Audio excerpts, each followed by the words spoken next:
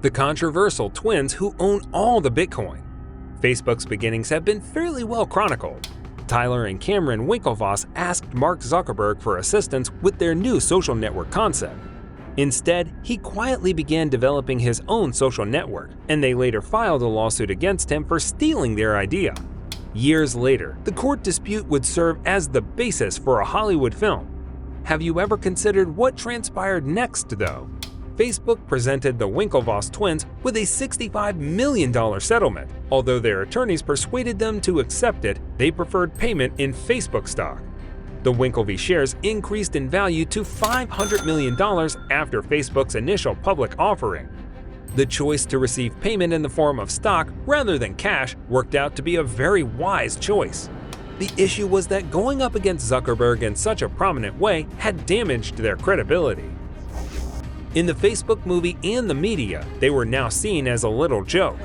They appeared to be rather spoiled and entitled. In other words, the Winklevi ended up with a lot of money once the lawsuit was resolved, yet the majority of people thought they were losers. What would you do with $500 million? Go on a world tour and purchase some pricey sports cars or houses? The Winklevoss twins, however, had a totally different strategy. They intended to invest that cash in further businesses. They thus traveled to Silicon Valley and made the decision to start angel investing by purchasing stock in fledgling businesses they thought may become even bigger than Facebook.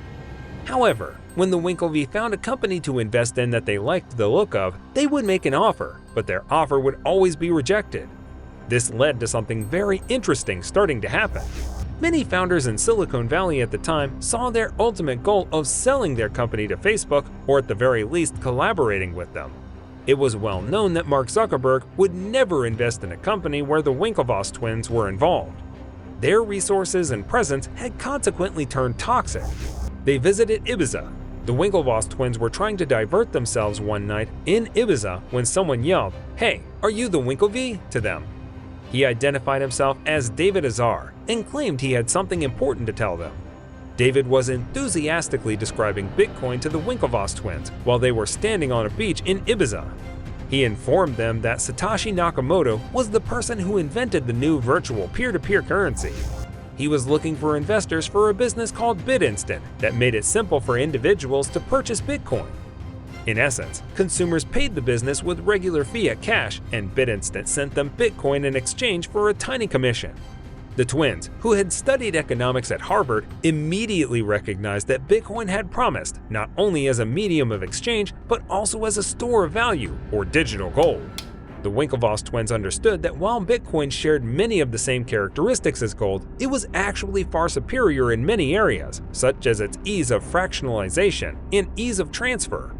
The Winklevoss twins subsequently withdrew and began immersing themselves in cryptocurrency study. They quickly discovered that Bitcoin had a somewhat dubious image. The system itself felt novel despite these problems, and it was obvious that Bitcoin had a committed following that supported it. Additionally, they observed that a man transferred 10,000 Bitcoins in 2010 to purchase 2 pizzas. First, the twins made the decision to invest in BitInstant, Charlie Shrimp's Bitcoin exchange company. The Winklevis reportedly invested $1.5 million to acquire a stake in the business, but it was just the beginning of their plans. Additionally, they requested that Charlie purchase for them $100,000 worth of Bitcoin. This was a big deal at the time because Charlie was more accustomed to dealing with orders of a few $100s. A few days later, the twins asked Charlie to buy another $100,000 worth of Bitcoin for them, and the request just kept coming. Banks in Cyprus were now insolvent as a result of a string of terrible investments they had undertaken. In order to help Cyprus pay its debts, the banks were given the authority to seize some of their customers' money.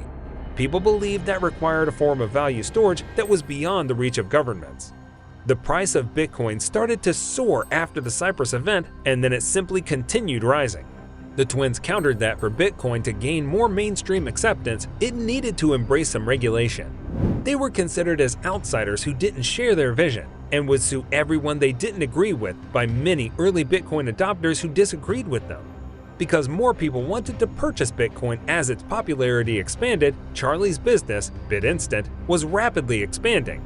BitInstant processed Bitcoin transactions and sold them directly to buyers and sellers. The business had increased its revenue from $1 million per month to $1 million per day.